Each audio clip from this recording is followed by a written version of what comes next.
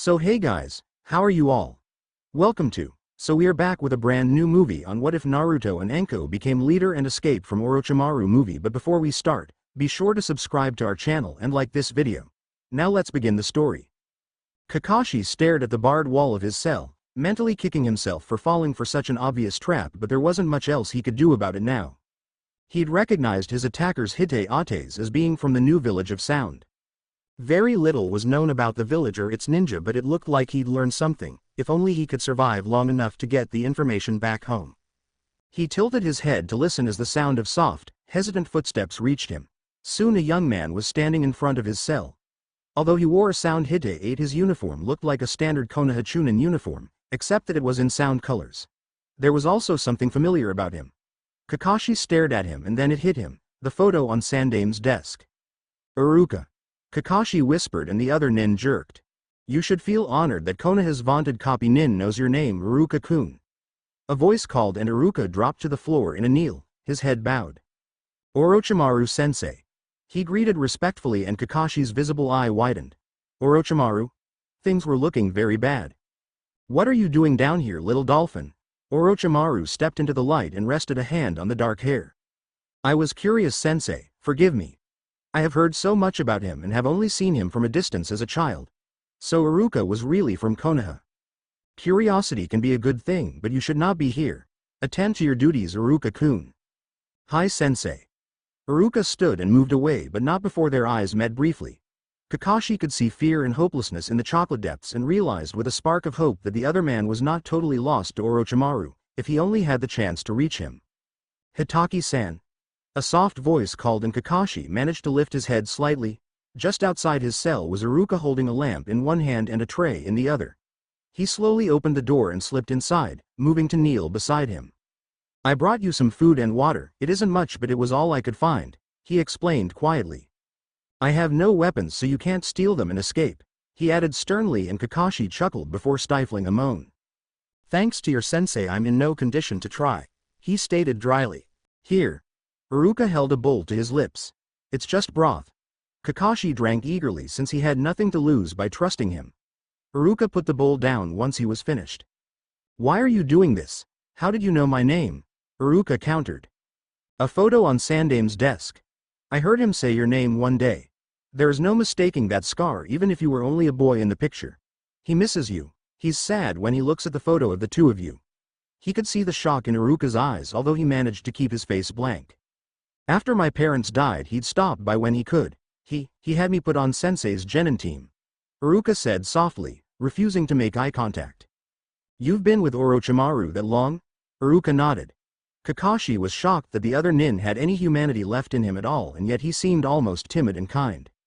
You know, there aren't any Irukas listed as missing nin, Kakashi said before drinking the offered water. Iruka's eyes widened and his hand trembled slightly. But I left with Sensei. How? Maybe an old man hoping that if given a chance the boy he cares about will come home, Kakashi said softly. I have to go. Iruka gathered his things and fled. Kakashi let his head fall back.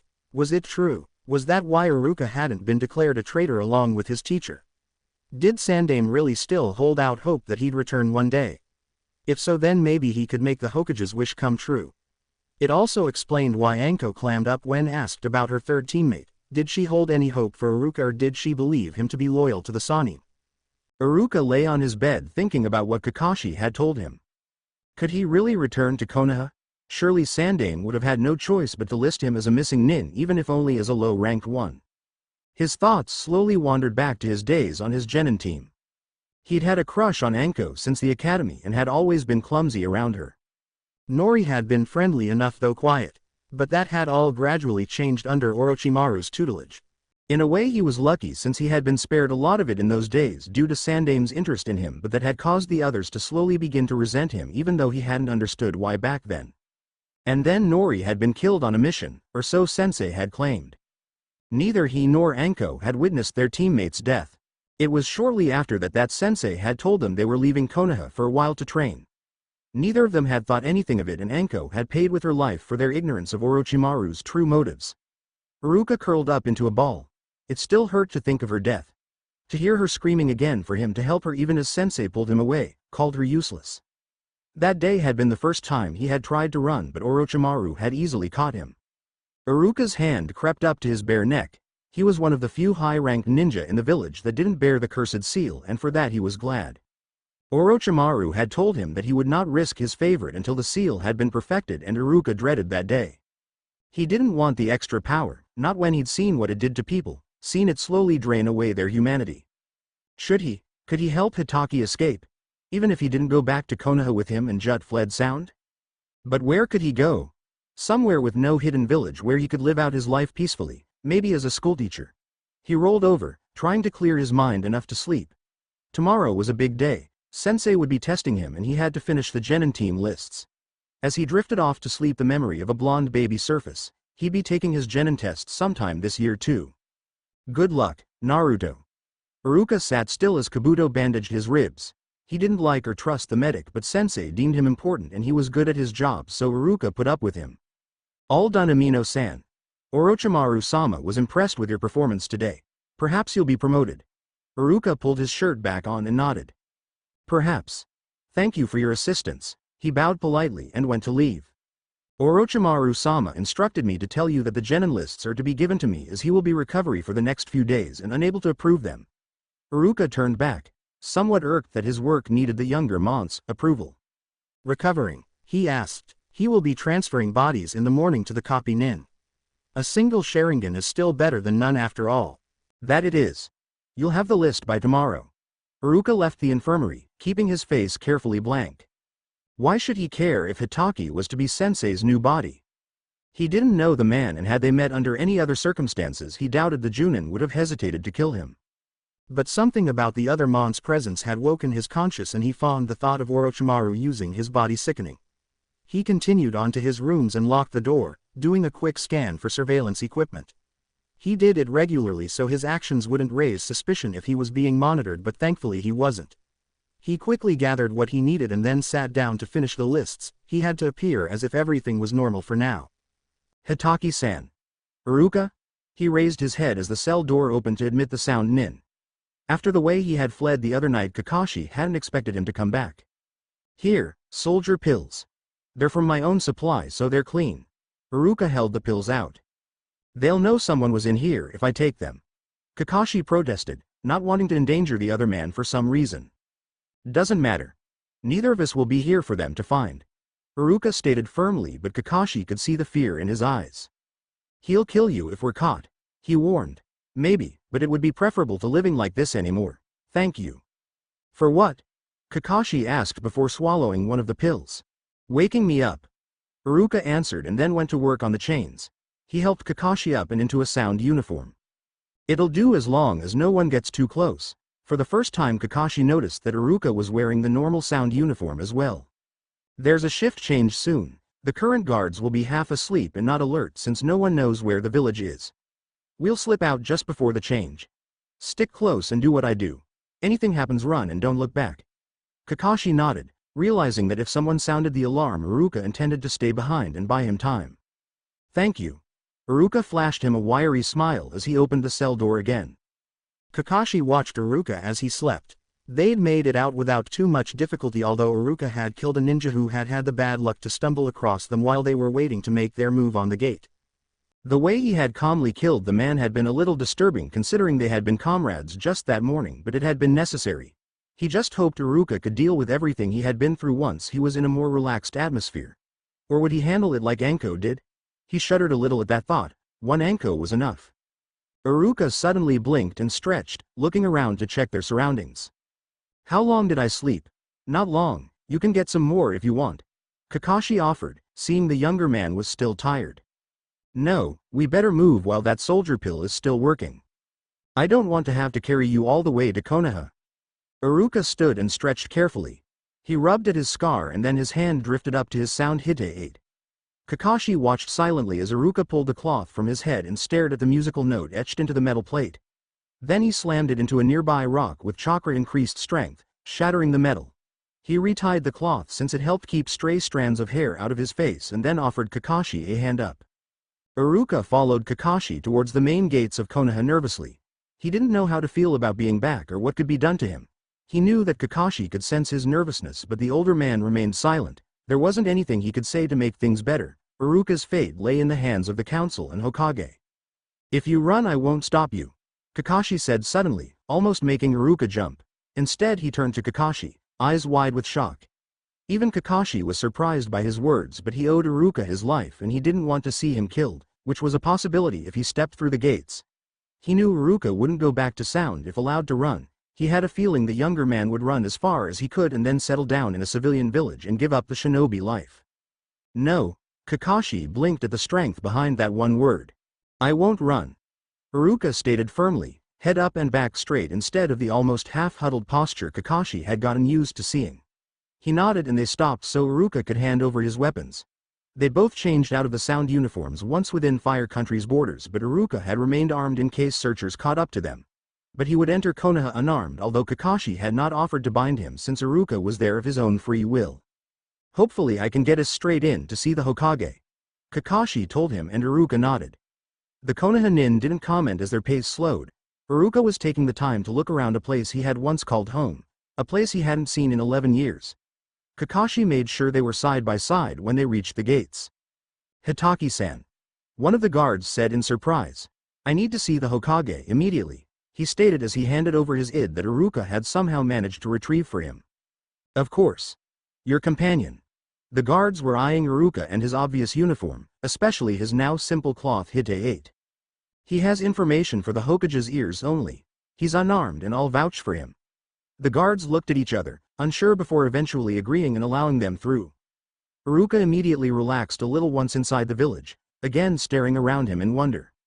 "Come on," Kakashi said gently, leading Iruka onto the rooftops. Sarutobi looked up as two ninja dropped into his office from the open window. He was relieved to see Kakashi home safely, if a little the worse for wear. His attention went to the second man and his pipe slipped from his hands. "Iruka?" he asked in disbelief and hope, standing to walk out from behind his desk and take a better look at the young man. "Hi Hokage-sama," was the quiet response even as Iruka stared at the floor, unable to meet the old Hokage's eyes in shame. He started as a gentle hand raised tipped his chin up. "I had all but given up hope, child. Welcome home." Iruka just stared in bewilderment until Kakashi gently pushed him down into a chair even as Sandame retook his seat behind the desk. "I have a feeling your report will be very interesting, Kakashi. The most disturbing part of what I learned is that Orochimaru is with Sound." Kakashi's eye flickered to Iruka briefly. "No," Iruka said abruptly, making both older men look at him. "Orochimaru created Sound. He's named himself Cage," he explained. Kakashi nodded at the correction and continued his report. He ended with a description of their escape and flight to Konoha. Sarutobi couldn't hide how much the information disturbed him but nodded when Kakashi finished. "Report to the hospital, Iruka, and I will join you shortly." Kakashi nodded and stood to leave but paused to give Iruka's shoulder an encouraging squeeze on his way out.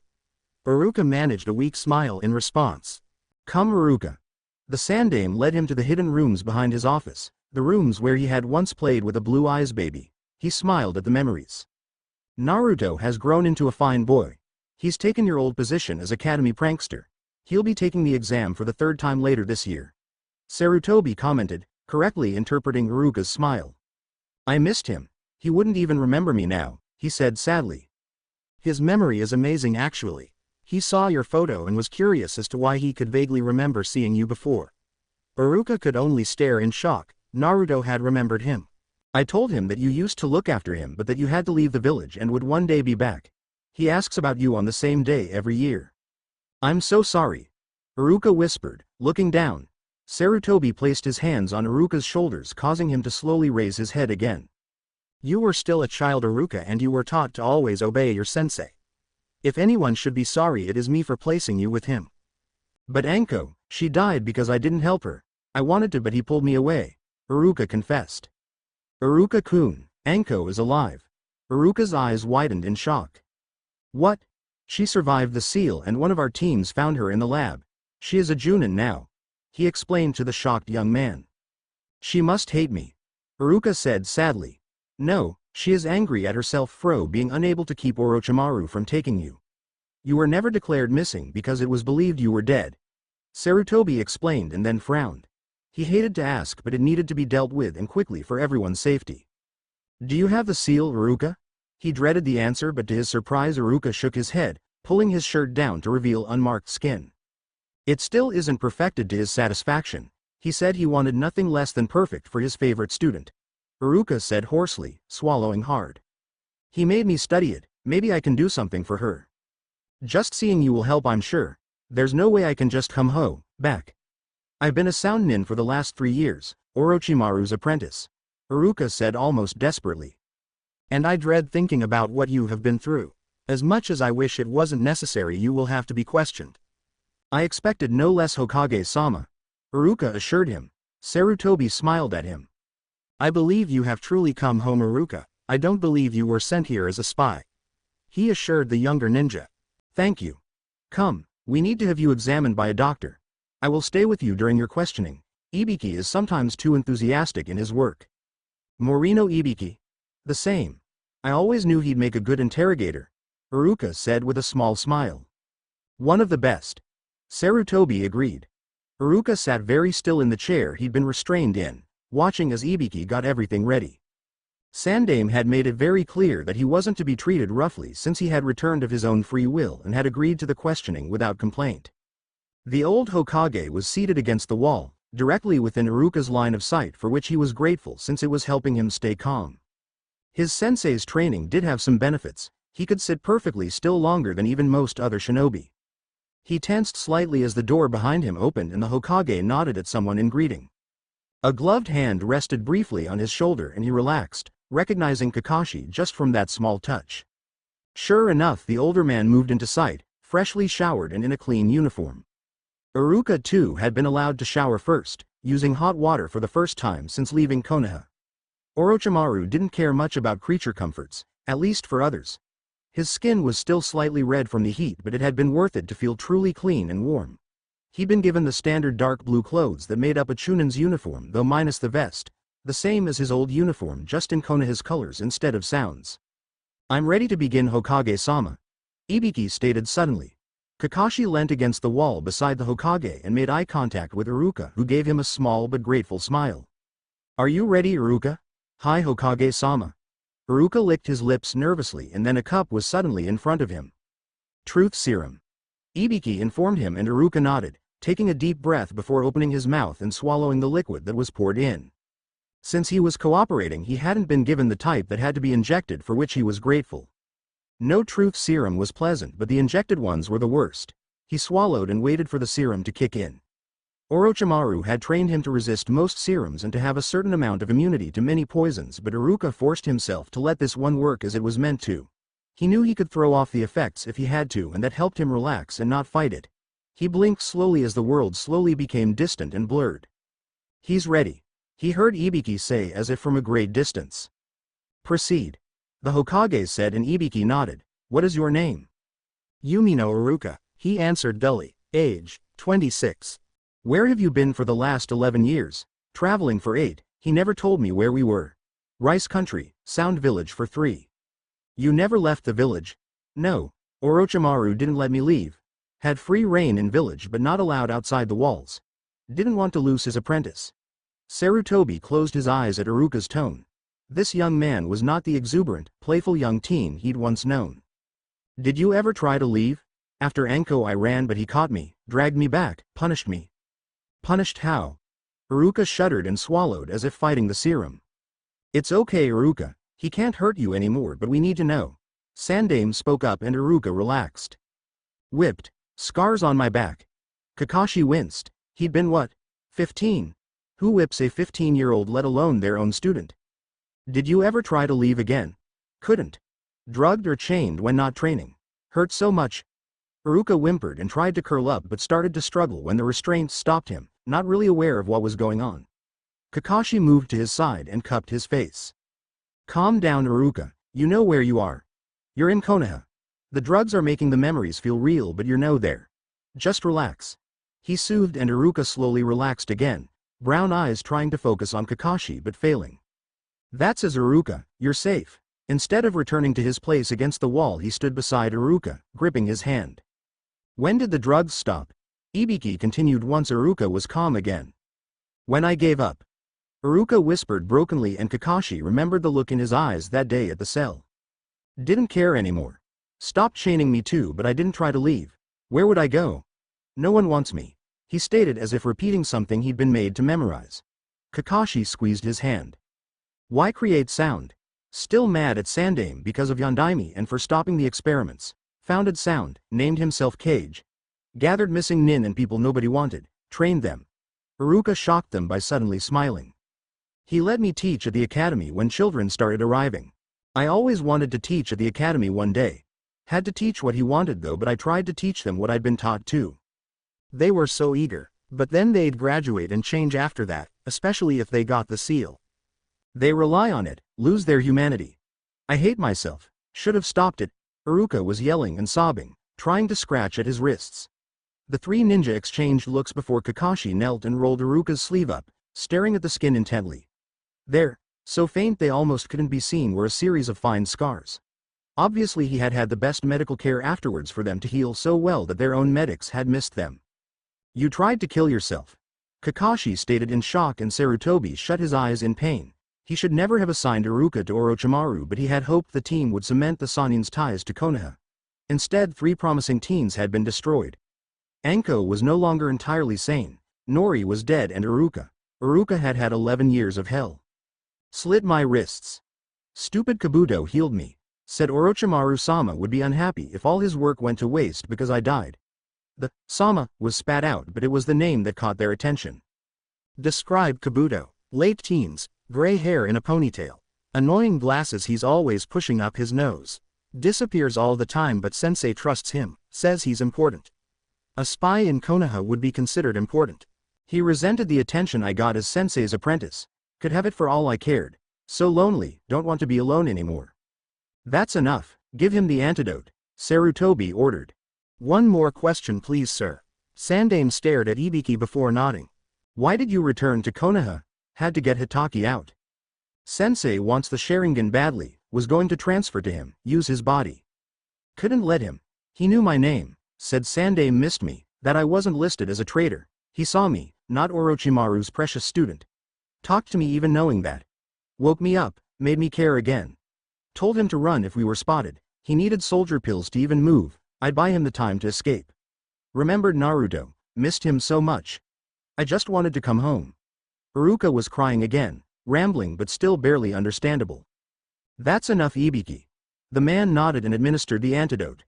Iruka's eyes cleared and he looked down at the floor in shame. Kakashi undid the restraints and then got him some water and tissues.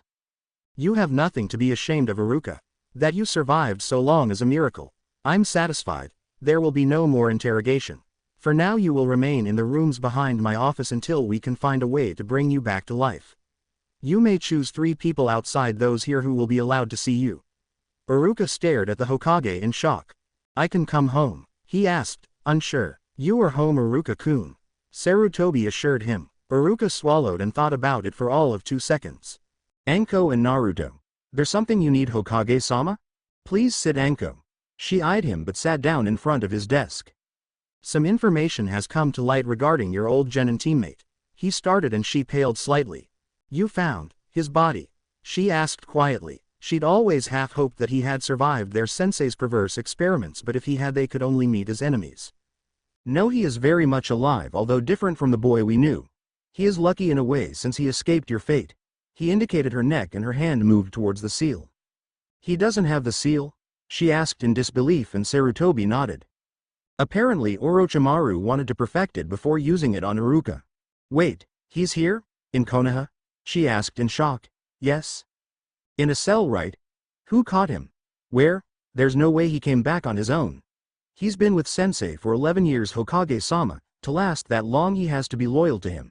She insisted even though it hurt to think of gentle, clumsy Iruka as a cold-hearted killer. Calm yourself, Anko. He saved Kakashi's life at great risk to his own and brought him back here. He willingly submitted to interrogation at Ibiki's hands. The things Orochimaru did to him, he crushed his spirit, Anko, made him believe he had nowhere else to go. Something about Kakashi managed to spark his spirit again. Where is he? I need to see him. She demanded and Sandaime held up a hand. He asked for you after learning you were alive. He thought the seal killed you. It was the first time he tried to run away. Be careful, he's been through a lot and he may not be entirely stable. He's ashamed and depressed at the moment, but that could turn to anger. I understand, Hokage-sama. Can I see him now? She asked impatiently. She had to see for herself. She'd know if he was lying. She just knew that she'd be able to tell where his loyalties lay if she could just see him again. This way. He led her to the hidden rooms and left her at a shut door. She slowly pushed it open and just stared at the man staring out the window. He'd grown since their genin days so that he wasn't much shorter than Kakashi. He was wearing an unadorned uniform and his hair was in its familiar ponytail. Ruka, she called hesitantly, needing to see his eyes, to know that he still cared about anything other than Orochimaru. He spun, taking a half step towards her before freezing awkwardly, uncertainty clear on his face. Anko felt something inside relax as their eyes met. His brown eyes held no coldness or lust for power and blood. Instead she could see fear and hope in the chocolate depths. Anko-chan. He breathed, almost unable to believe his eyes. I almost didn't believe when they said you were alive. I'm sorry, so sorry.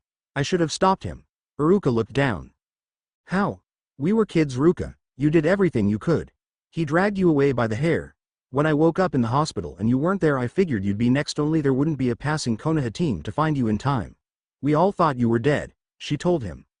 It would have been better if I was. Iruka said bitterly, and Anko moved, grabbing him in a fierce hug. Don't you dare say that, Amino Iruka. You start believing that and he wins. You can't let him win, understand? She shook him slightly and he eventually nodded. Hi Anko-chan. He managed the ghost of a smile for her. I've missed you calling me that. I missed you, even if all we did towards the end was fight. Iruka admitted, sitting down on the couch and pulling Anko down beside him. We let him turn us against each other and it made it easier for him to use us. I'm just glad you're back. Do you know what'll happen to you now? More questions. They need to know as much as they can about his plans. Sandame's trying to think of a way to bring me back from the dead that won't end up with me being glared at suspiciously for the rest of my life. He's considering the truth, but with the twist that I was a spy for Konoha. Might work. Will you still be a ninja? What rank will you be given? No clue, he answered, finally beginning to truly relax, and Anko smiled as she realized that. I hope you're a Junin with me, we could have a lot of fun. She smirked, saddened to see that Iruka didn't really react to it. Their sensei had done a good job of beating him down, but she was determined to bring the old Iruka back. She'd have to buy Kakashi a drink or 20 for somehow managing to reach through his apathy to the old Ruka. Promise me something? He asked suddenly, breaking her from her thoughts and gripping her hand hard enough to bruise, brown eyes deadly serious. Whatever happens, don't face him. He'll kill you, and I couldn't bear it if you died at his hand. Iruka finished fiercely, life finally burning in his eyes. Ruka, promise me, please Anko, he begged. I promise.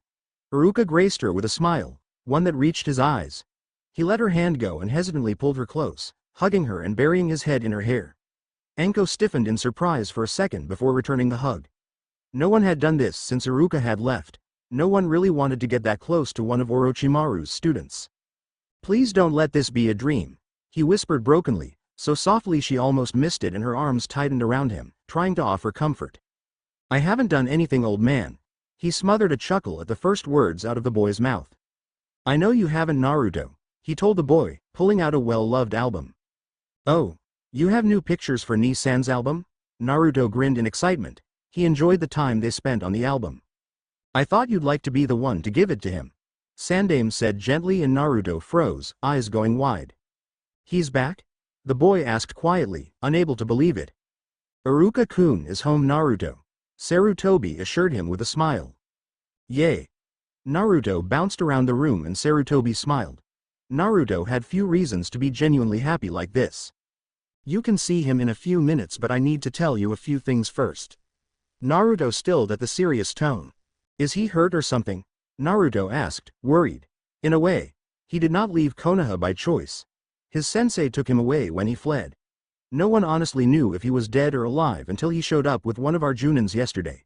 He betrayed his sensei to save the ninja's life. He's been through a lot, Naruto, none of it good, Sarutobi explained. So he's changed, Naruto said, understanding what the Hokage was trying to tell him. He wasn't as dumb as he played. He knew that if he let people know, they would pay attention to him of the wrong sort. A lot. But he missed you and has asked to see you. Only you. The ninja he rescued, Morino-san. His surviving genin teammate and myself know he's here and it has to stay that way for a while. I understand. Morino-san, you let him interrogate him?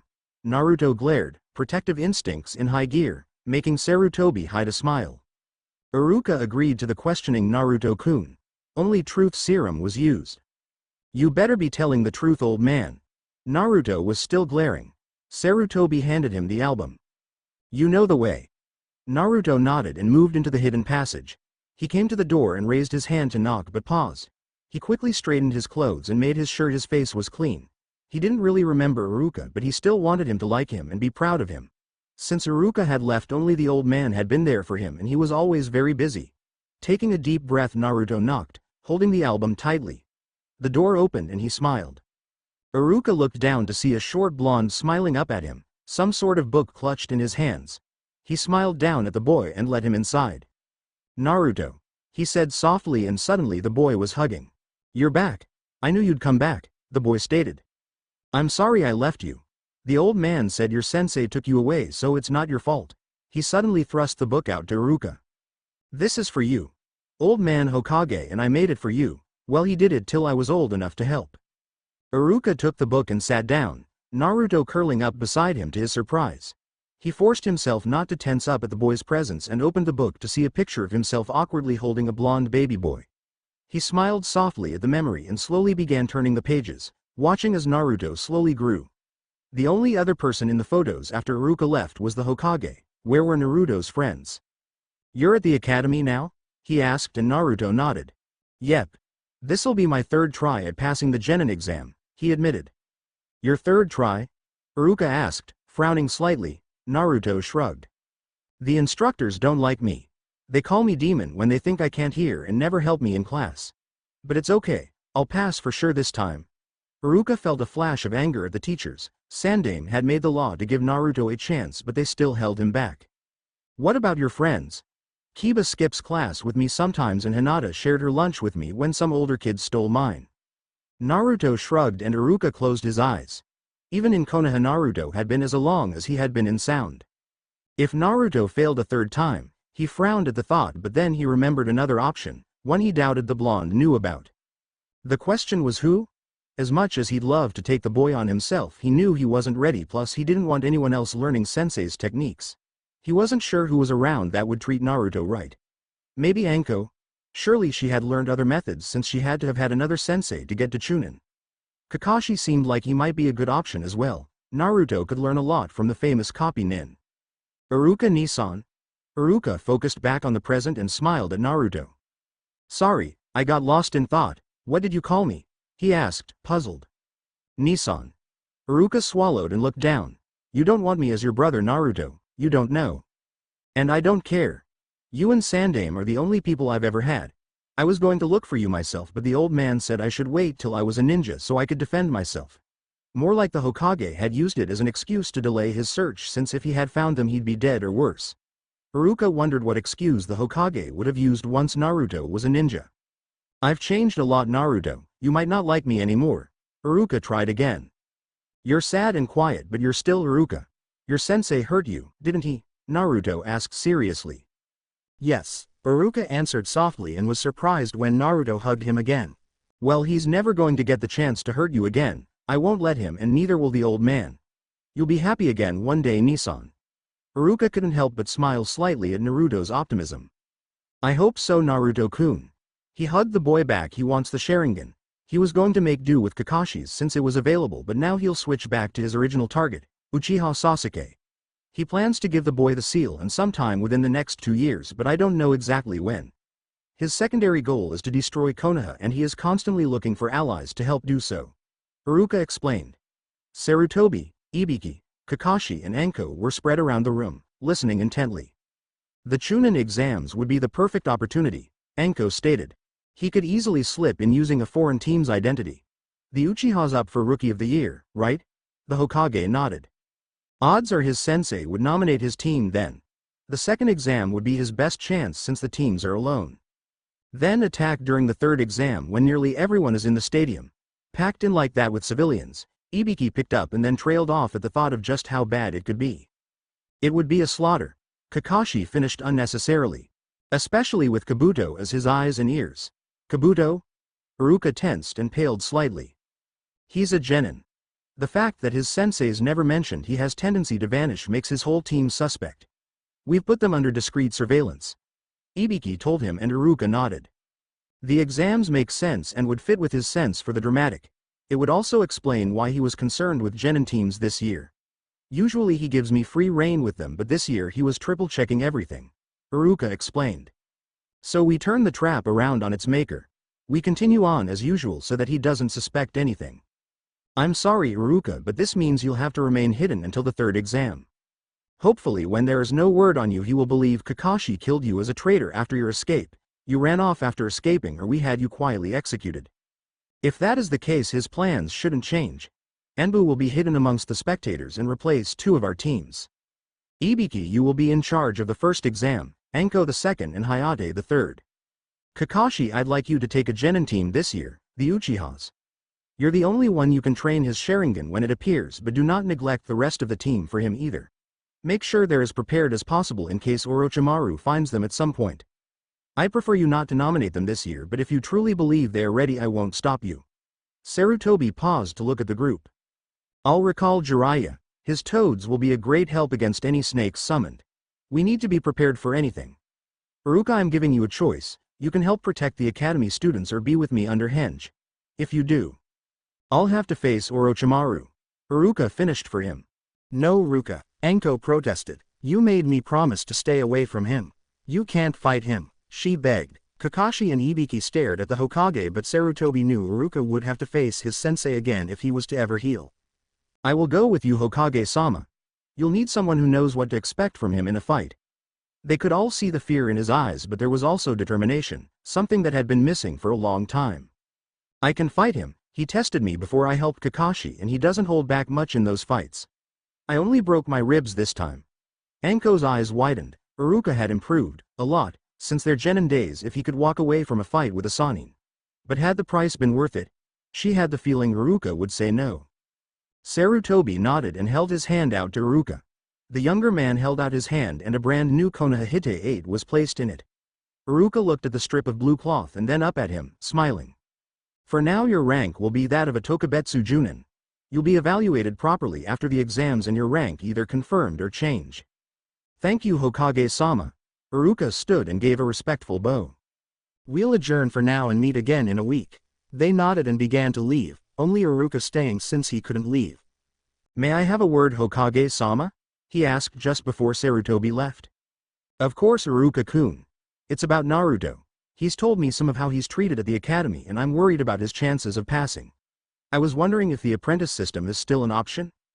You'd take Naruto as your apprentice? Sandame asked, surprised but not unhappy. They'd be good for each other, although he was worried about many of the techniques Iruka knew. No, I want to be there for him, but I know I'm not ready to take on that sort of responsibility. I won't pass his ways of fighting on, and they're all I know. I honestly don't think I'm ready emotionally to care for a child. Sarutobi nodded, seeing his reasoning. Do you have someone in mind then? Either Anko or Kakashi. Anko and Naruto are about as stubborn as each other and they could end up a near unstoppable team. She wasn't as fully trained as I've been, so she must have picked up other techniques. I'd thought of Kakashi before you mentioned him taking the Uchiha's team, but if Naruto fails there may be uneven numbers. If that's the case then he could do both and end up with a team of 3, giving Naruto a chance to make friends. Good choices. I'll talk to them both about it and approach Naruto if he fails. Now, how about I summon Naruto and we all have lunch together? Why the long face Naruto-kun? Iruka looked up from his scroll. Sarutobi had been giving them to him so that he could widen his jutsu arsenal and give his old sensei a surprise or two. I know that Bunshin is going to be part of the exam, it always is. But no matter what I do it doesn't work. Iruka put the scroll aside and leant forward slightly. Show me. Maybe I'll be able to see where you're going wrong. Naruto nodded and preformed the jutsu but ended up with a dead-looking thing. Iruka got up and studied it before circling him slowly. Looks like you're putting too much chakra into the jutsu. Try using less, a lot less. He suggested and Naruto nodded before trying again with similar results. Frankly, your control is non-existent. You've got a lot of chakra and without proper control you're using too much and overloading the technique. Oh. Naruto's face fell and Iruka gave him a smile. So you need to work on your control. Have you ever heard of the tree climbing exercise? How is climbing a tree going to help? Naruto asked in disbelief, and Iruka's smile widened.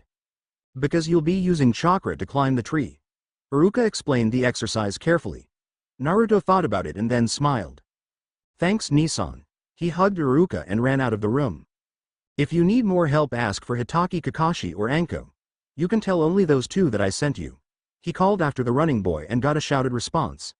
He shook his head at Naruto's enthusiasm and went back to his scroll. He looked up and blinked. Naruto's clone was still lying on the floor. He got up and stared at it. The boy definitely had chakra to spare. Naruto glared at the tree. He'd been at this for 3 days and had only made it a few feet up the stupid thing. As much as he hated to do it, it was time to admit defeat and ask for extra help. He decided to try Hitaki Kakashi first, since he at least knew his whole name. After all, there could be tons of Ankos in the village. The people he asked just glare and said that such a great ninja would never speak to him, but that just made him more determined to find the man. Finally, a weirdo dressed in green spandex told him to try the memorial stone, so Naruto headed over. He grinned as he spotted a man standing in front of the stone. "Excuse me, are you Hitaki Kakashi?" he asked politely, since he was asking for help and he didn't want Iruka to be disappointed with him. "Yo." The man glanced at him over his book.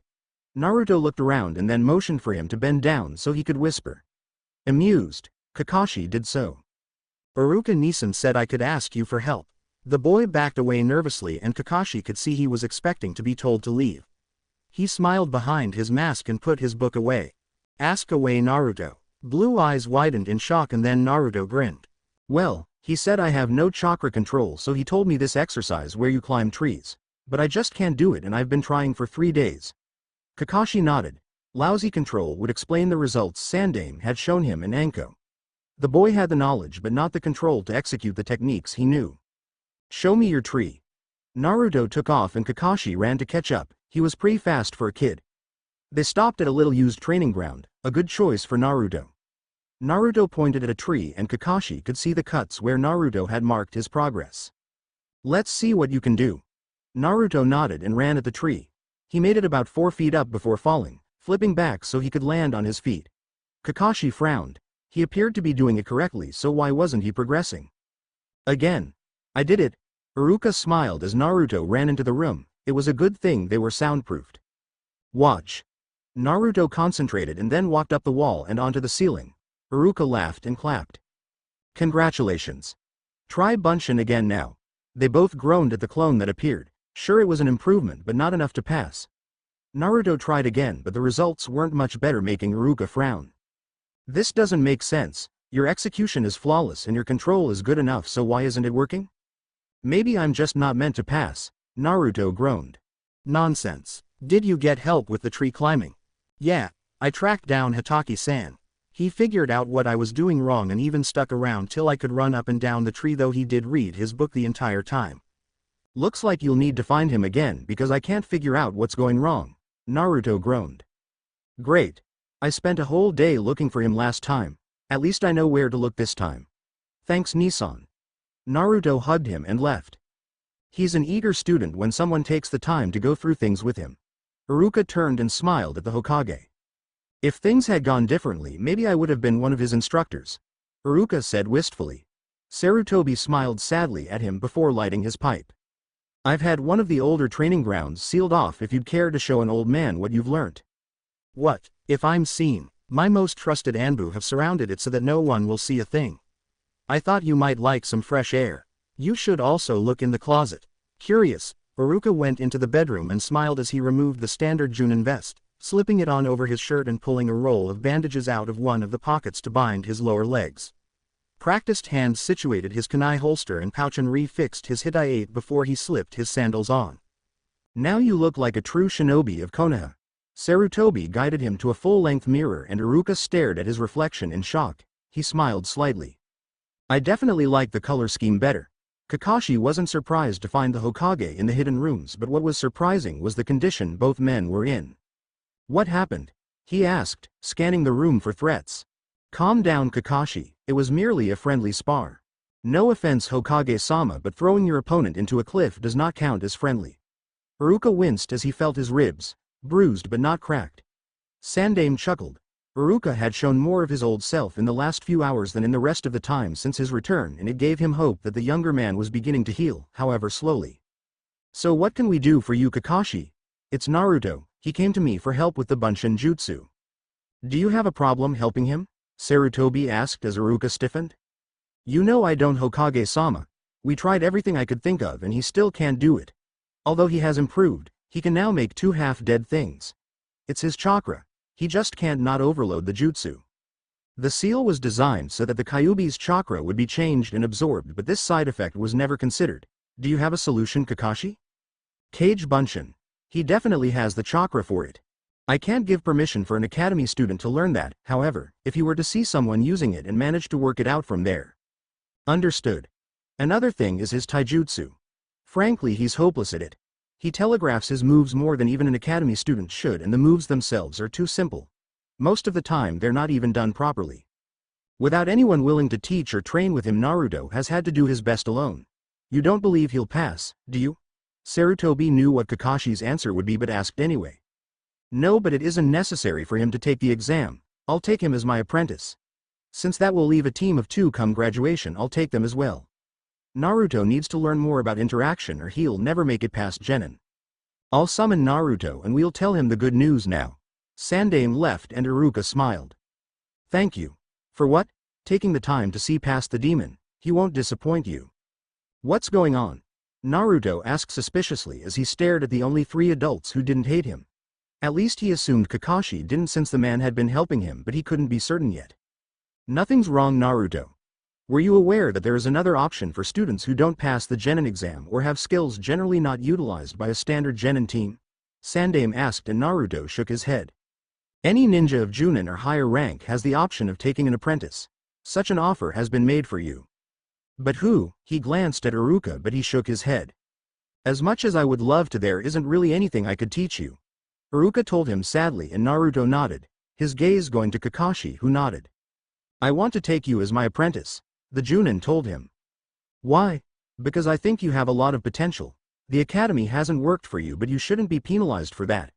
I will still be taking a Genin team this year, but it will be a team of 2 so that you can stand in as the 3rd member. As my apprentice you will get more personalized training than they will and spend most of your time with me. In fact, you will be expected to live with me at least until you reach Chunin." "I can't live with you," Naruto exclaimed, backing away. "Naruto-kun, I know Kakashi's reading material is questionable, but I assure you he would never harm you," Sarutobi stated firmly but gently. "But my being there would hurt him," Naruto argued. "Let me worry about the villagers, Naruto. I can look after myself. Do you accept my offer?" Naruto looked between the 3 adults, unsure. Then he met Iruka's eyes. They held hope for the first time Naruto could remember. "Congratulations, Naruto-kun." Kakashi removed his goggles and replaced them with a new Hite 8 as Sarutobi was speaking. Naruto reached up and touched the cool metal in shock. "Wow," he whispered. Iruka pulled him into a tight hug, but Sandaime could see the slight fear in his eyes. "So this means no more academy, right? You can go tomorrow if you want to finish the week and say goodbye to anyone." Naruto thought about it and nodded. "I'll have a note sent to your teacher. Come on, Naruto, let's get your things and let you settle in." Kakashi put a hand on his shoulder and began to steer him from the room. "Oh, Naruto?" Iruka called, and the boy turned to him. "If you see any little orange books lying around, burn them." No need to do that, there won't be any left about," Kakashi blurted, and Iruka smiled as they left quickly. "You know Kakashi won't hurt him," Sarutobi said gently, and Iruka looked down. "Kakashi will die if necessary to protect a teammate, especially someone not as able to defend themselves as he is. Yes, Naruto will be injured occasionally, but no more than any other genin. Kakashi will look after him." "I know that, but you're still afraid. It's natural, Iruka. I wish I could go back and undo the decision to make Orochimaru your sensei, but I can't. I never blamed you for any of it." Iruka looked at him solemnly. "This is your room." Kakashi pushed him inside. "I haven't lived here since I was a child, so the place needs some work, which we'll do together. We have 3 months until the Genin teams are announced to focus solely on you and your training. We'll use this weekend to fix the place up and start formalized training on Monday." Naruto listened as he explored the room. It was bigger than his old room, with a comfortable-looking bed and several indications that the room once belonged to a child. "Was this your room?" he asked. Kakashi nodded. "I'll leave you to unpack. Dinner will be in 2 hours." Thank you, Kakashi-sensei. Naruto smiled at him and Kakashi found himself smiling back before he left the room. Very amusing, Naruto. He stared at the silver-haired sensei in confusion. Mizuki-sensei? He asked, the whole class looking on. Forging a letter from the Hokage saying you're being removed from the academy because you're being taken as an apprentice. But it's true. Naruto glared at the Chunin. He'd never liked the man and he knew the feeling was mutual. Take your seat. You'll be cleaning the entire academy after class today. Naruto sat angrily and glared at the teacher as he began to lecture. I think you went a bit too far, Naruto, Kiba whispered. I didn't do anything, Naruto growled. By the time they broke for lunch everyone knew about the so-called forged letter. Naruto sat alone, picking at his lunch. He should have known this would happen. He shouldn't have agreed to attend for one last day. He looked up and glared as he saw Sasuke approaching. What do you want, Teme? As if anyone would want you as an apprentice, Dobi. Sasuke smirked and Naruto clenched his fists. He wanted to punch that stupid smirk right off his face but held himself back. He knew the truth even if no one else believed him. He wasn't an academy student anymore. He was a genin and he had to set a good example. Whatever. Have fun in the rest of these boring classes. Naruto stood and went back inside. Lunch would be over soon anyway. Naruto glared at the clock as it approached the time for class to end. Could they really make him stay? He closed his eyes but opened them as the class suddenly went silent. Yo. Sorry to interrupt, sensei. Not at all, Hitaki-san. What can we do for you? Just came to collect my apprentice. Naruto grinned at the dumbfounded look on Mizuki's face. You're what? Didn't you get Sandame's letter? Let's go, Naruto. Hi, sensei. He stood and gathered his things as the class broke into disbelieving whispers. But there are so many more deserving students, Sasuke-kun for example. My decision is final. Naruto has great potential. Potential you teachers have done your best to destroy. Perhaps the system needs a complete overhaul. Come on, we need to go. He motioned for Naruto to precede him from the room. What do you need me for, sensei? At the moment, nothing. Figured they'd give you trouble. Kakashi shrugged and Naruto gave him a small but honest smile. Thanks, sensei? Kakashi glanced up from his painting. You said you haven't lived here since you were a kid. I was wondering why? Too big for one person. Oh. Naruto continued painting but Kakashi had stopped to watch him. I'd say we've done enough for today. Why don't you get cleaned up and go visit? Naruto grinned and nodded, putting his brush in the water and running inside. A few minutes later he was running through the front gate towards the Hokage Tower. Ni-san. He yelled and Iruka smiled, accepting the welcoming hug. Hello, Naruto-kun. Have a good day. Yep. We weeded the garden, fixed the fence and roof and almost finished painting the house. Kakashi-sensei even turned it all into training. We'll have the house finished tomorrow and then he said we'd start formalized training. What do you think he'll teach me? More chakra control, taijutsu. It depends on what he thinks you need the most work on, Iruka explained. So you like him? He's weird. Who wears a mask all the time? But he showed up at the academy yesterday and set them straight. Mizuki-sensei was saying I'd forged the Hokage's letter. You should have seen everyone's faces when Kakashi-sensei showed up and called for me. Naruto grinned at the memory. I'm happy for you, Naruto. Iruka told him honestly. Cheer up, Ni-san.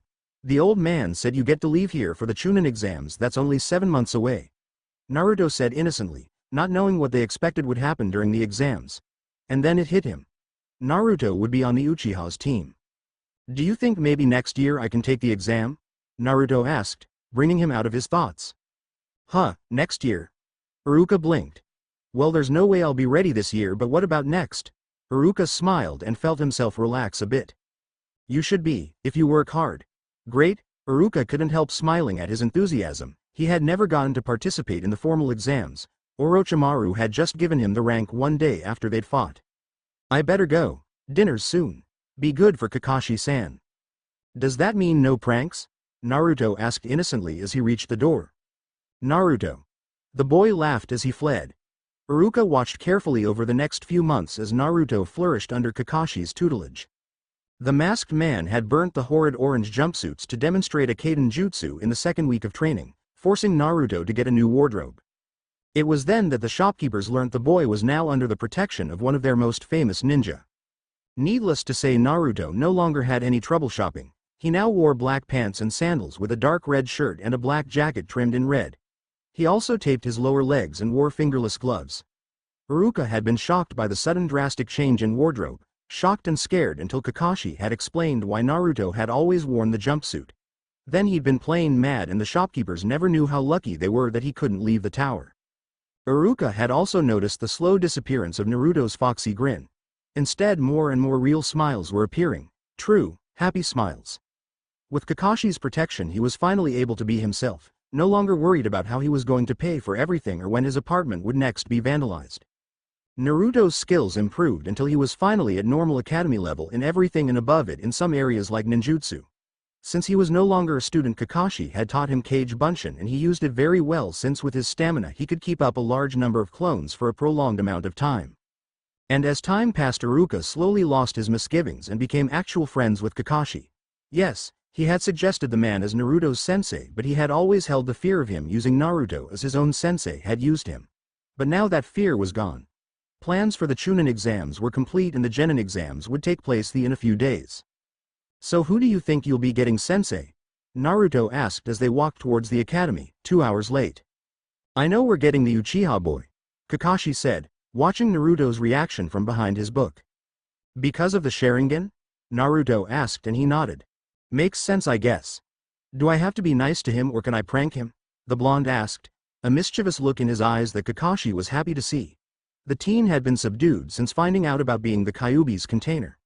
The law hadn't said anything about writing the information down and leaving it somewhere Naruto would find it, so he had done just that a few days ago. Better Naruto learn the truth from him than a half-truth from someone trying to use him. "I suppose the occasional prank could be overlooked as long as you don't go too far," he stated, and Naruto grinned, already planning. "Ready, as I'll ever be," Naruto answered, and Kakashi opened the door. Naruto groaned silently. Uchiha and his #1 fangirl. Sure, he used to have a crush on her, but he wasn't going to waste his time chasing someone who would never really see him. "Naruto, what are you doing here?" Sakura screeched. "Accompanying my sensei. I'll meet you on the roof," he said, unable to deal with her just yet. Kakashi nodded and Naruto slipped out the window, walking up the wall to the roof. Once he was gone, Kakashi turned to his 2 new students. "Let's get something straight. You two may be my Genin team, but Naruto is my apprentice. That means, Pinky, that he has more training than you. I suggest you show him a little more respect if you want to stay on this team. Meet us on the roof." With that he vanished. "You okay? What did I see in her?" Naruto asked in confusion, and Kakashi laughed. "Mostly hormones, I'd say. So you're over her?" "I hope so." "They're almost here," Kakashi warned, and Naruto nodded, sitting on the rail next to his sensei. The other 2 soon arrived and sat down. "Now that we're all here, we'll start with introductions. You first, sensei," Naruto chirped, and Kakashi looked at him. "Fine. My name is Hitaki Kakashi. You don't need to know my likes or dreams. I dislike several things and have a number of hobbies." Naruto shook his head in amusement, grinning at the look on Sakura's face. "Naruto, Uzumaki Naruto. My hobbies are training, finding blackmail on sensei, and pranks. I like training with sensei, talking with him and some of the other Junin, bugging Sandame-sama, spending time with my Nii-san and ramen. I dislike prejudiced people, fangirls, and people who don't take being a ninja seriously. My dream is to be the best ninja I can and to make my family proud of me. And maybe to make it to Hokage. Happy. Ecstatic. You next, Pinky. How did the team meeting go?" "Yuck, we got stuck with Sasuke and Sakura." Naruto pulled a face and Iruka laughed. "Be nice, Naruto," he admonished. "Kakashi-sensei said I can play the occasional prank and he'll ignore it." Iruka shook his head. The last thing Naruto needed was encouragement. "Do you think they'll pass Kakashi's test?" "No way. Sasuke's all, I'm an Avenger and need no one. Sakura will follow him around like a puppy and ignore me. It'll take a lot to get those 2 to work with me as a team." Naruto shrugged, not really bothered by it. But it bothered Iruka. Naruto needed friends his own age. He couldn't have that until they acknowledged him, though. As Kakashi's apprentice, he'd gotten to know some of the Junin well, so hopefully they'd encourage their teams to include the blonde. "Naruto, you're late," Sakura yelled. "Sensei's always late, so why should I be on time?" "He'll be here in another half hour or so," Naruto said as he began to warm up. "Stop trying to act so cool," she insisted, and Naruto sighed. "I'm not. It's called warming up, Sakura. Why don't you try it?" "Wouldn't want to pull a muscle. Book smarts aren't going to get you far now," Naruto stated, never pausing in his exercises.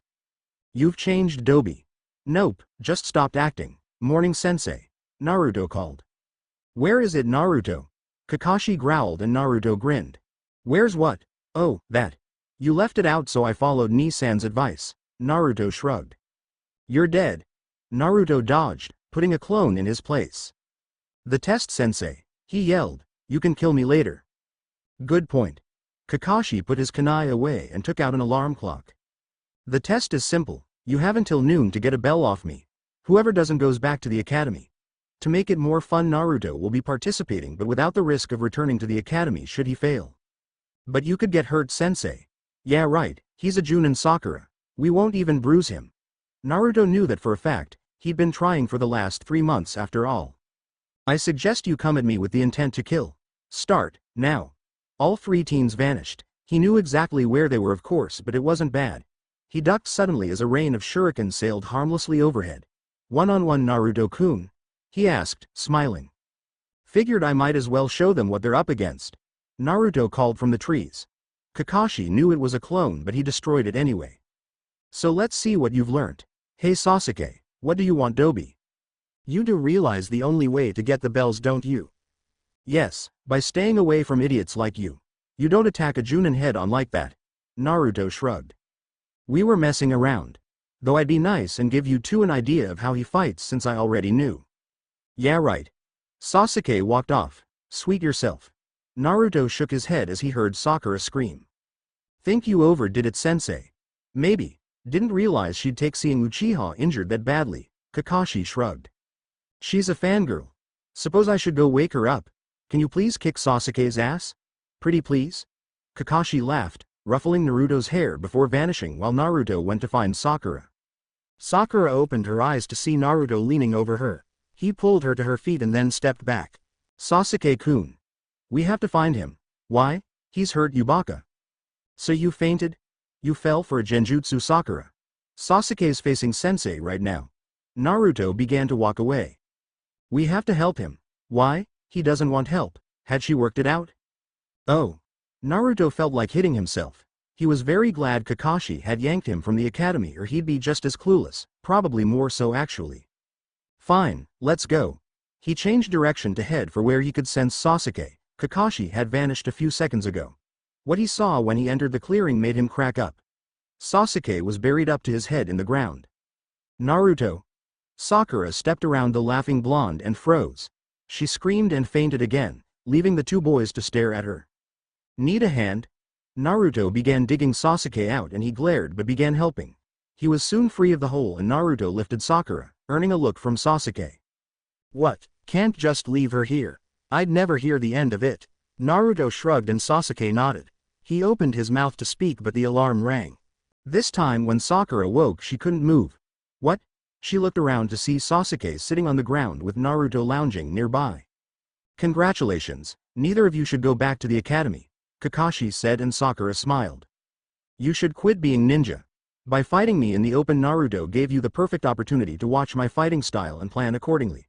Sakura, all you did was wander around looking for Sasuke. Sasuke, Naruto came to you and gave you several hints on what to do. Instead you ignored them and insulted him. Both of you missed the whole point of the test. But the point was to get the bells. Sakura all but whined. Teamwork.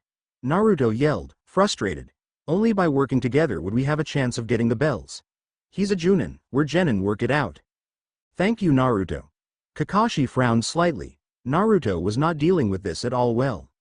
There is a reason you're put into teams of 3. You have to be able to work with others no matter what your personal opinion of them is. I'll give you one more chance after lunch, but it will be harder. Sakura goes hungry. He vanished and Naruto pulled one of the lunches over to himself. Sakura watched them eat, her stomach growling loudly. Sasuke sighed and held his lunch up to her. But Kakashi-sensei said, he's not here and we don't need you fainting from hunger. Eat. Sasuke stated coldly. Naruto stood and cut the ropes so that she could use her hands since Sasuke had made the first step. Dark clouds suddenly appeared over them and then an angry Kakashi was in front of them. You all, pass. Kakashi grinned and Naruto playfully rolled his eyes at his sensei's antics. Congratulations. We will meet here tomorrow at 7. With that he was gone. So what do you two want to do now? Naruto asked, willing to give being friends a chance. Sasuke just turned and walked away, Sakura running to catch up. Sasuke-kun, will you go out with me? Naruto sighed sadly. Why had he thought things would change? He watched them go and then his chin went up. So what if they didn't like him? He'd work with them because he had to. He had Iruka, Kakashi, Sandame and the other Junin. Kakashi looked up in surprise as Naruto walked in. You three didn't stay out very long. Naruto just shrugged and went to his room, Kakashi watching sadly. The children of Naruto's generation mimicked their parents where he was concerned, but he'd hoped that after realizing they were a team the other two would let him in. Obviously not. He hid his book and then knocked on Naruto's door. It's unlocked. He looked in to see Naruto studying a scroll on Dodenjutsus. I'm heading out for a bit. Want to get some ramen later? Okay. Kakashi watched him for a few more seconds before shutting the door and using a jutsu to get to Iruka quickly. Kakashi. I wasn't expecting you. Is something wrong? Iruka's welcoming smile turned to a look of concern as Kakashi sat down. They passed the test, Team 7 is official. That's great, isn't it? Iruka sat down opposite him.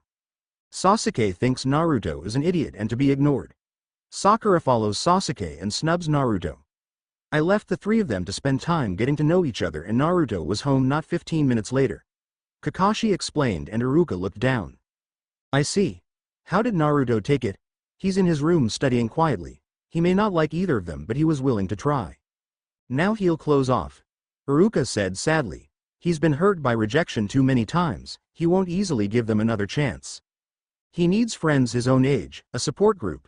What about Gai-san's student? You said they spar sometimes. But they don't really talk, except when Lee's parroting Guy. Maybe they just need some more time. Both of them knew Iruka was just grasping at straws. Maybe, but like you said, he's been rejected too many times. Pack for a week. Naruto looked up to see Kakashi in the doorway. Sensei. He asked, already moving to where he'd stored his pack. We have a C-ranked delivery mission, Kakashi explained. The others are meeting us at the gate? No, it's just us. I asked for a mission for the two of us. Kakashi smiled and Naruto nodded. A smile smiled on his lips as he began packing. Since this is your first mission outside the village, I will check your gear before we leave, but after this it is your responsibility. Naruto nodded. Where are we going? Naruto grabbed his weapons, checking them carefully. A small village to the south. There shouldn't be any trouble, but that doesn't mean you let your guard down. What Kakashi didn't mention was the well-known weaponsmith that lived there. He wanted Naruto to have something unique to him. Once you're done you can go say goodbye. Naruto nodded again as he added his first aid kit near the top of the pack. Nissan. Iruka left the small bedroom and frowned slightly when he saw Naruto's pack lying at the teen's feet. Naruto, Kakashi-sensei got us a mission, AC rank. He grinned in excitement. I've never been out of the village before. Where are you going? Iruka asked tightly, mentally reminding himself that Naruto would be back. Some village to the south, it's a delivery mission. He said we'll be back in a week. Don't worry, Kakashi-sensei said there shouldn't be any trouble. I'm sure the four of you could handle it if there was. Naruto shook his head. Just the two of us. Since he's had to split his attention and I'm his apprentice, the old man gave us this. Someone else is taking the others for the week. Iruka's heart leapt into his throat, but he forced himself to swallow and nod. Naruto watched him and then hugged him. You know he won't let anything happen. He's a tardy pervert, but he's not a bad person.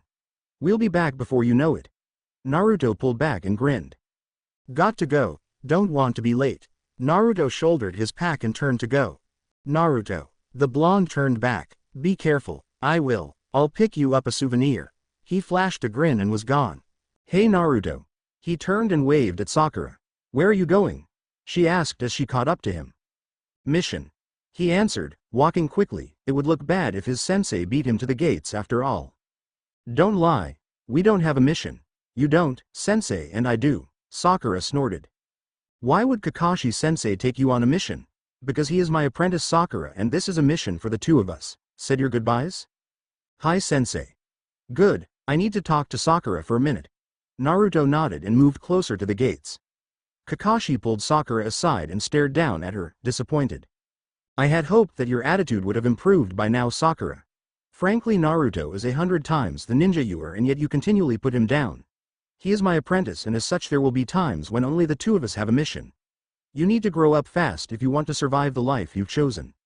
You need to take a long hard look at your reasons for becoming a shinobi, he told her firmly. But everyone says he's bad, she protested weakly. So you just follow the crowd? I'm ashamed of you, Haruno. He turned and walked over to Naruto, leaving her standing alone in tears. What did you say to make her cry? Naruto asked as they passed through the gates, looking back at her a little worried. Just a few needed truths. Kakashi answered, smiling as Naruto stared about them in wonder. Feel free to look around but don't wander too far or stay out too late. We'll deliver the scroll in the morning. Thanks. Naruto checked his wallet and then slipped it into a hidden pocket before leaving the hotel to explore. Hopefully he had enough money to get something not only for Iruka but Kakashi and the old man too. He wandered aimlessly through the town, looking in the various shops but nothing caught his eye. Looking for something special, Naruto turned and smiled at the old woman.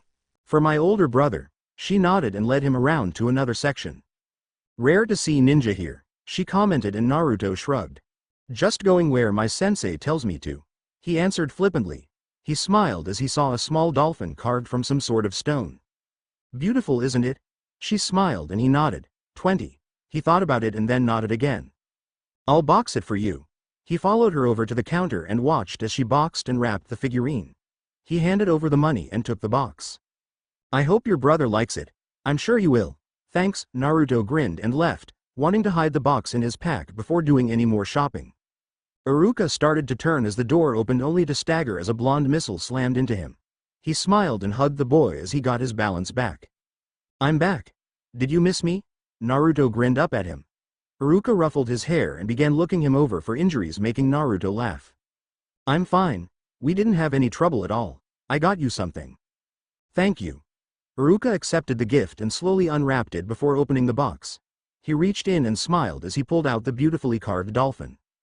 Do you like it? Naruto asked nervously. I love it, Iruka told him. Really? Really? So did you enjoy the mission? It was great? I've never been out of the village before. Kakashi-sensei even gave me time to explore by myself as long as I wasn't out late and was careful. There was this really nice old lady, she showed me that and I knew it was for you. Naruto bounced and Iruka smiled again. Iruka smiled at the Junin as he entered the main room and slouched down on the couch. Kid's giving you a hard time, he teased. Kakashi smiled, happy that Iruka was now able to tease him even if it didn't happen often. Slowly Iruka was learning to relax around him. Sure, Iruka had saved his life and had suggested him as Naruto's teacher, but he had always been tense around him. Kakashi knew that Iruka was scared for Naruto and so he always went out of his way to talk to the younger man about the blonde, trying to reassure him that all senseis weren't like his. And to his delight it was working. Slowly but surely Iruka had begun to relax and open up a bit. They were friends now and in a way Kakashi dreaded the day Iruka would be allowed to leave the tower because then he'd have to share the younger man with the rest of the village. As selfish as it was, he liked having a friend he only had to share with 3 others, and Anko didn't really count, as she was more of a sister to Iruka. Sandaime was his mentor and an almost father figure, Naruto his little brother. But Kakashi was his friend and only that. Sakura swallowed but then walked up to her teammate and tapped him on the shoulder lightly. The blonde turned and gave her an inquisitive look. She looked down at the ground, ashamed of herself. Since Kakashi-sensei's little chat, she'd been taking a real good look at her actions concerning her teammates and she had to admit she wasn't proud of herself. I'm sorry, Naruto. You're not an idiot or any of the other things I've called you. You really are a good ninja and I hope one day you can forgive me. She turned and went to walk away but a hand on her arm stopped her. Serious blue eyes stared into hers, making her want to squirm, but she fought the urge. Ever so slowly a small but genuine smile appeared on Naruto's face, as he detected no lie. Want to get some lunch, just as friends? He asked and she nodded. Sure. She smiled at him and he released her arm. Hidden in a nearby tree, Kakashi lowered his book and smiled at the two. It was good to see that she had listened to what he had said 2 weeks ago. Now if only he could remove the stick from Sasuke and take his ego down a few notches. He shook his head. Sure, he was a genius ninja but he was not a miracle worker. Hopefully he would see the better interaction between the other two and start to thaw out a little. Hey, he could dream, couldn't he? Hey Ruka. Iruka grinned as Anko entered his living room. Hey Anko-chan. What brings you here? Gossip. What else? You'll never guess who I saw heading for the ramen stand together, chatting like friends. Anko saw it as her job to fill Iruka in on everything he'd missed and up to date with all the latest gossip. Wouldn't do for him to be clueless once allowed out into the population after all. Kurenai and Guy. He picked two names that from what Anko had said he figured they would not be doing what she had just said on a normal day. Nope. Your little brother and his pink-haired teammate. Iruka froze, eyes going wide and his jaw dropping in shock. Are you serious? You better not be joking, Anko. I'm not. They were walking side by side and Sakura was chatting away with Naruto listening to her and commenting occasionally. It wasn't forced either. She grinned, knowing the news would make him happy, and sure enough he was soon grinning and laughing softly. Then he utterly shocked her by picking her up and spinning around, something he hadn't shown since they were kids. She laughed as he put her down and blushed in embarrassment. Sorry, don't be. You haven't done that since before, it's okay to be happy and shoo at Ruka. He nodded slowly, no longer laughing but still happy. She surprised him by hugging him and then moving back to the door. Got to go, got a mission. I'll be back in 4 days or so. Good luck, Anko-chan. He watched her go and then collapsed onto the couch, unable to help another smile. So Naruto was finally starting to make friends. He wondered what had made Sakura change her attitude, but he didn't really care as long as her intentions were true. Yo. Hello, Kakashi. Anko tells me 2 of your students were seen together heading for the ramen stand. Iruka smiled at him and Kakashi grinned. So she beat me with the news. Sakura apologized to Naruto for everything she's down and it seems like he's working on forgiving her. It was his idea to have lunch together. Looks like I now have 2 students who listen to me. Kakashi slouched onto the couch beside him. You said something to Sakura? Iruka asked, hoping he hadn't pushed her into doing what she did. Relax, she did it all on her own. She was laying into Naruto before we left on that mission, so I pulled her aside and gave her some hard facts. Obviously she decided to listen and take a good look at herself. I'm glad she did. All that screeching gets very annoying really fast. Missions should be smoother with those 2 getting along better. What about Sasuke? Iruka asked with a small frown. He worried about the boy since his sensei was after him and he understood how it felt to be an orphan, but he didn't agree with what he'd heard about his attitude. The way he was now, Orochimaru may not have to kidnap him. Sasuke might go with him willingly if the Sannin phrased things right. I'll leave it a little longer, see how he reacts to the change in the other's behavior first. Maybe it'll shock him into reality. Doesn't sound like he's entirely stable, not that any shinobi is. Iruka shrugged. Kakashi frowned but nodded in agreement. He knew he couldn't talk, but he'd picked something up in Iruka's voice. You don't think you're sane? He asked softly. How could I be after? I know I'm not entirely right in the head, Kakashi, and I'm okay with it, I think. No one sane wakes screaming every night or tries to commit suicide. I nearly attacked Sandaime the other night, I was so out of it. He finished quietly. Every night? Kakashi asked, shocked though he supposed it did make sense. Iruka simply nodded. He hesitantly squeezed his friend's shoulders, trying to give him some comfort. That's just your memories, it doesn't make you even a little crazy. They'll get better with time, Kakashi told him firmly, hoping he was telling the truth. I hope you're right. Naruto, Sakura, you 2 pair off. Sasuke, you're with me. Kakashi called as they readied to spar. He received nods and a bored look for his trouble, and the 2 teens moved away before settling into their stances. Sasuke followed him, but Kakashi could see him watching the other 2 from the corner of his eye. Using his inattention, Kakashi attacked, forcing the teen to pay attention to what was happening and not what the others were doing. Want to know your main weakness? He asked cheerfully as he sent the Uchiha flying. Sasuke glared at him and attacked. You're too much a loner. Look at them.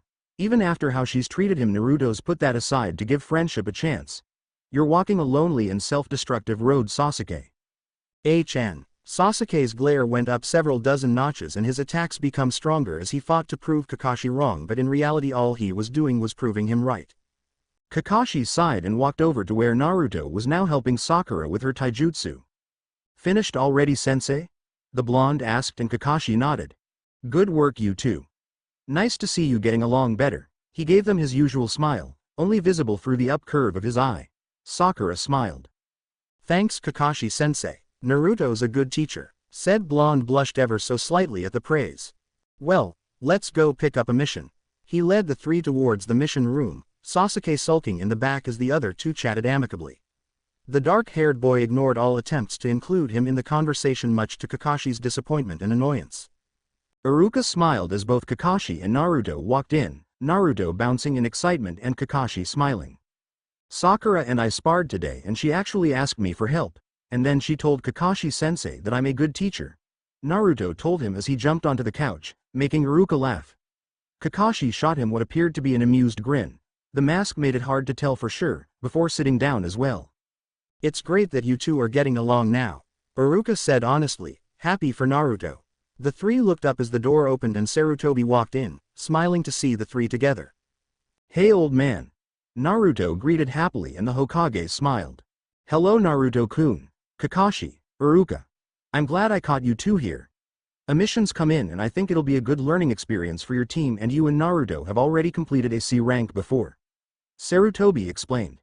Kakashi nodded and Naruto was instantly serious. What's the mission? The blonde asked curiously. To escort a bridge builder back to Wave. Should be a simple mission to introduce the other two to a higher ranked mission. Do you accept? What do you say, Naruto? Think you can keep from killing Sasuke for that long? Kakashi asked with his usual smile. Naruto rolled his eyes. Yes, sensei. I promise not to kill him. Another C rank sounds good to me. Naruto smiled. Then it's agreed. Team 7 accepts the mission, Hokage-sama. Naruto smiled at Sakura as he spotted her waiting by the gates. She smiled and waved as he walked closer before sitting beside her. They settled in to wait for their remaining teammates and their client. Looking forward to your first C rank? Naruto asked as he leant back against his pack. I guess, but are we ready? What happens if we're attacked? Don't worry about it, I've already done one of these and it was a piece of cake. We'll be fine. Sides, Kakashi-sensei is a really famous ninja, so if anything did happen he'd be able to protect us. Naruto assured her, grinning happily. That loser will probably be dead in seconds if we are attacked. Sasuke sneered as he joined them, leading to Sakura physically restraining Naruto so that he wouldn't attack the Uchiha. Naruto was extremely loyal to those he considered family, and Kakashi had definitely become a part of his family. Sandaime was the kindly grandfather, elderly uncle, Iruka the big brother, and Kakashi was big brother, father-like figure, uncle, all rolled into one. Insulting said family in front of him was not usually a good idea, which was why Sakura was clinging onto him. Sasuke just continued to sneer and then walked away from them before leaning against the wall. Naruto stopped struggling and Sakura slowly released her hold. Yo! Naruto smiled as Kakashi finally showed up. You're late. Sakura yelled and Kakashi laughed sheepishly. I had to say goodbye to a dolphin. Naruto blinked and then laughed as Sakura yelled at him for being a liar, since he wasn't lying for once. He glared at the bridge builder as he insulted them all but didn't do anything else since it would annoy Kakashi-sensei. They'd been walking for what felt like forever when Naruto noticed the puddle just ahead. His eyes flickered to Kakashi, but the older man motioned for him to keep walking. He obeyed but was ready to move if needed. Sakura screamed as Kakashi was torn to shreds in front of them. Naruto swallowed hard but then braced himself for a fight, sending a mental note to his teacher that had better not be his actual remains splattered across the road. Sasuke moved, making his readiness unnecessary until one of the nins went for Sakura and their client. Naruto ran, throwing himself between his friend and their enemy. Kunai held at the ready. He quickly formed to cage buncheons to help protect the two and then moved forward to meet the charging missing nin. He relaxed as Kakashi caught the man, the other already hanging limp in his grip. Good work you three. We need to talk to Zuna-san. Kakashi looked at their client and the man began to squirm. What's wrong, Iruka? Nothing, just a bad feeling, the younger man answered as he turned from the window. You're worried about Kakashi's team, Sarutobi stated and Iruka nodded. It is a C-ranked mission, something Naruto has been on before. Kakashi will look after them all. I know that, but you still worry, and you will every time they leave the village. It's perfectly normal to worry about loved ones when they are out of sight. Sandaime assured him, smiling warmly at the younger ninja. Iruka blushed slightly in embarrassment but nodded. That made the Hokage's smile widen, since it was an old habit of Iruka's that was slowly reappearing. Slowly but surely he was healing from the emotional damage done by his sensei. He'd probably never heal completely, but he would improve. Naruto swallowed hard and forced himself not to shake as the killing intent rolled over them. Kakashi-sensei had made sure he knew what it felt like, but never to this level. How much worse did it feel to his teammates and client? Zabuza was way out of their league, so Kakashi-sensei had to beat them or they would probably die, not that it would be without a fight. Feeling the mist nin appear in the center of their formation, he shoved Sakura out of the way while throwing himself out of the sword's path, Sasuke and the bridge builder being knocked off their feet. Before Zabuza could do anything else, their sensei was on him, plunging his kunai into the mon's stomach only for him to melt into water. He watched in growing horror as water clones were destroyed and Kakashi captured. He glanced at Sasuke and Sakura as Kakashi yelled at them to run and saw the same knowledge in their eyes. The time to run had long since passed, they would not make it if they ran. Without a word, Sakura fell back to cover the bridge builder as the two boys prepared for the fight of their lives. Zabuza's clone attacked, aiming for Sasuke first only to be intercepted by a shadow clone. It was dispatched fairly easily, but it gave Sasuke time to get out of the way and prepare his own attack. The two teens attacked together, for once managing to work together. Kakashi watched in shock as the two perpetually fighting teens managed to work together against the water clone. So far they were holding their own, but how long would that last? If only he could get free, but there was no way with Zabuza keeping the prison in place. Naruto dodged a swing from the massive sword but stayed down as Sasuke used his crouched form as a springboard to launch himself into the air, weapons drawn. As the clone's attention switched to the airborne Uchiha, Naruto lunged upwards and drove a kunai through its ribs, dissolving it even as he let fly a handful of shuriken towards the real Zabuza. Sasuke doing the same while still falling. With that many weapons aimed directly for and around him, Zabuza was forced to release his jutsu and doge to the side, freeing Kakashi. Their sensei gave a brief nod of thanks before resuming his fight. I have something for you, Naruto. The teen moved closer to his still recovering sensei and watched as he revealed a short sword. I had this made for you on our last C-rank mission and was planning to start your training with it on this one. You won't be anywhere near Zabuza's level of wielding it before we have to fight him again, but at least you can start. He handed the teen the blade and Naruto stared at it and then him in shocked silence. No one's ever. Thank you, Kakashi-sensei. The blonde said quietly. Kakashi smiled behind his mask and ruffled his hair affectionately. You're a close-range fighter, hence the short blade. With the help of your Kage Bunshin, we should be able to speed up your training a bit. The blade has some special features I'll explain once you've gotten to the point where there's no risk of stabbing yourself. Naruto grinned and then watched as Kakashi showed him how to properly hold the blade before going through a few simple moves. Hey Ruka, catch. He turned and caught the ramen container his old teammate sent flying in his general direction. Thanks, Anko. He sat down and opened the container as she munched on some dango. Kakashi and Ko back yet? She asked as they ate, and he shook his head.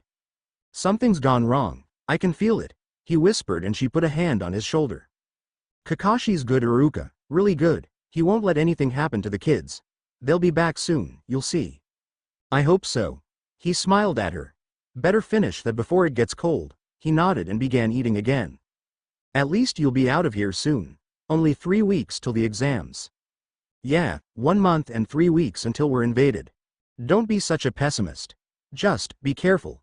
I don't want to get you back only to lose you again. It would kill Naruto if you got yourself killed, and Kakashi wouldn't take it too well either. I promise to try my hardest not to die, he assured her. Iruka fell back as an orange missile slammed into him. He raised his head from the floor to find Naruto securely attached to his stomach.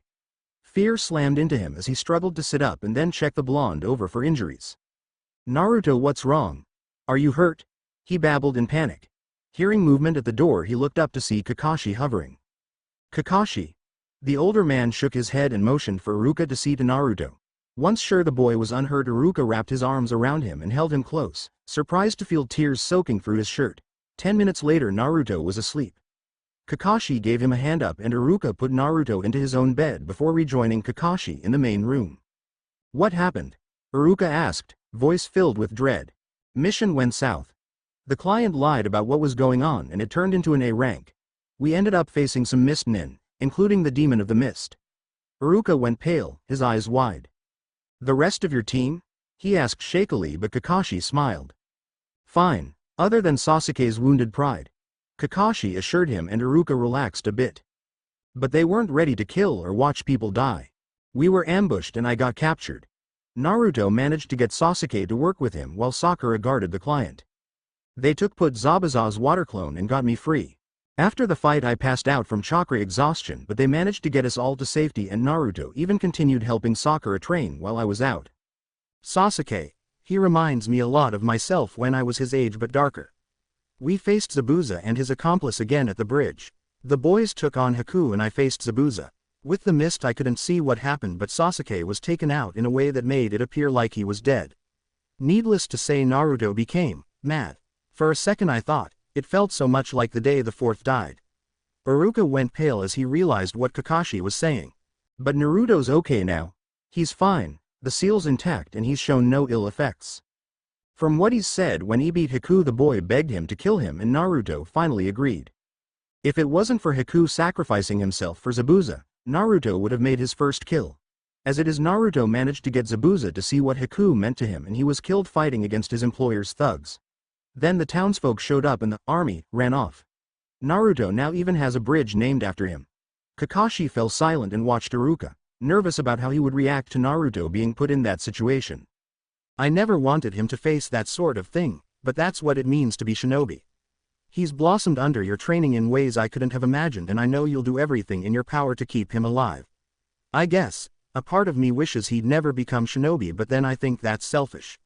Naruto is so powerful, how many lives can he save during his life?